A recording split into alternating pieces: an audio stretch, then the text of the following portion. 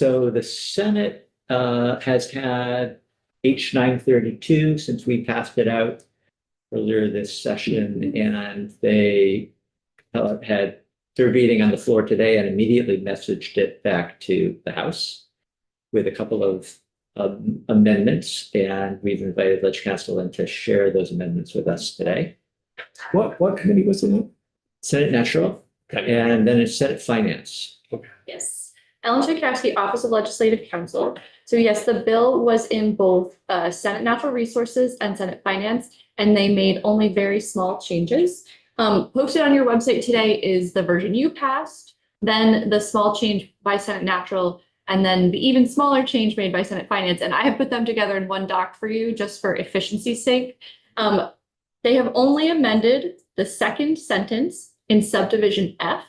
And these small changes were requested by the Land Use Review Board after discussing it with ANR. So this Act 250 regulation of forestry.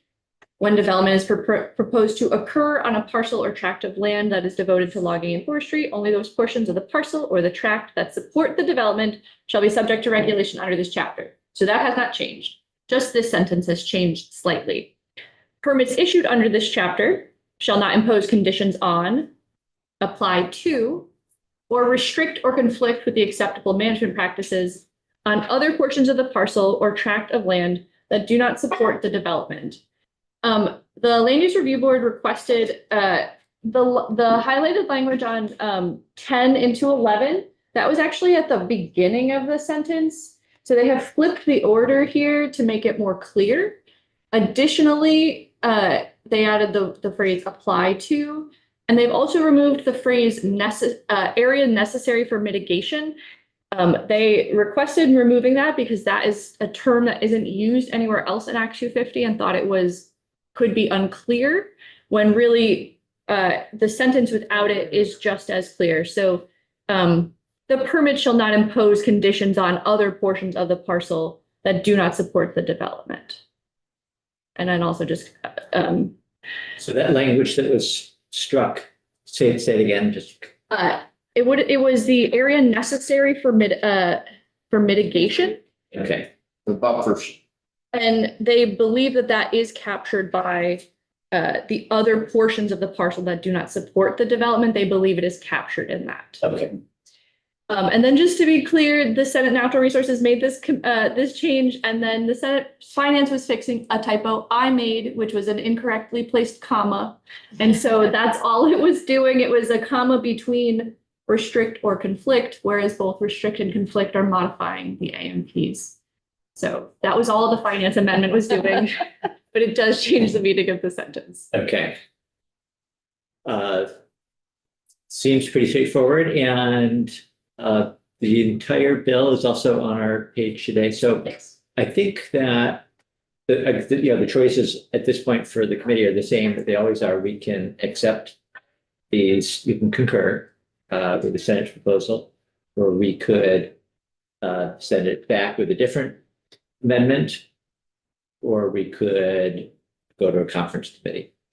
And it seems like these are fairly minor grammatical changes, and I think both the LURB and Forest Parks were supportive of this change. Yeah, and you're supportive of the comma being. You have a committee of conference over a comma. Yeah, we probably have to have a two commas so that we could agree on one and let the other one go.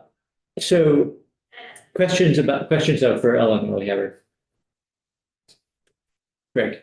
So the highlighted portions are the changes, Yes. some bars and the waterfall beyond the water down to Vermont. Yes. But the highlighted portion was actually further up in that sentence. It was being moved. So this original version we passed had that language at the start of section F. Yes, if you'd like to look at it. It's also posted on the website. I know you guys want to have your devices out, but And apply to, was added when, but in the Natural Resources Committee. Yeah, the Senate Natural Resources Committee. As much as I'd like to send Jed to a conference of committees, I think this will be fine. And I can concur with the Senate on this. All right. Thank you, Ellen, for your good work on this. Good. Well, I think thank you, Alan. Yeah, I think we can let you go on to your next.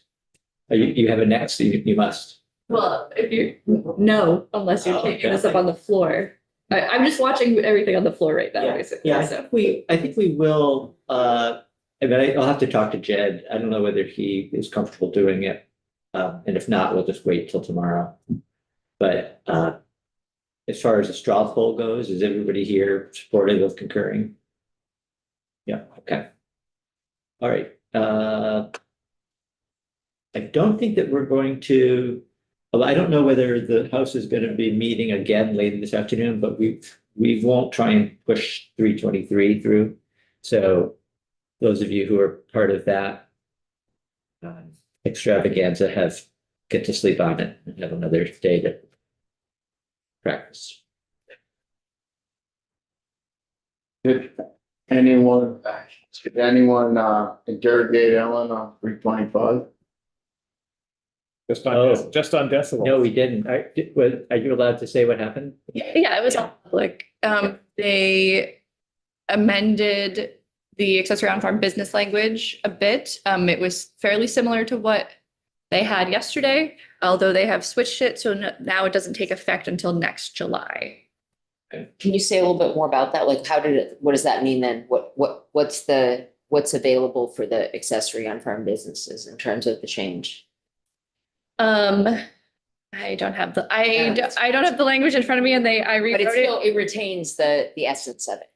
It is fairly similar to, I'm having a hard time remembering right now if they did take out the 1 acre requirement. Okay. So it no longer has an acreage requirement. It does have the 70 decibel and events can't continue past 10 PM, Can't continue past 9 PM. 10 PM. 10 PM. I'm too tired then. Just, we can probably go off live here. I just wanted to say that we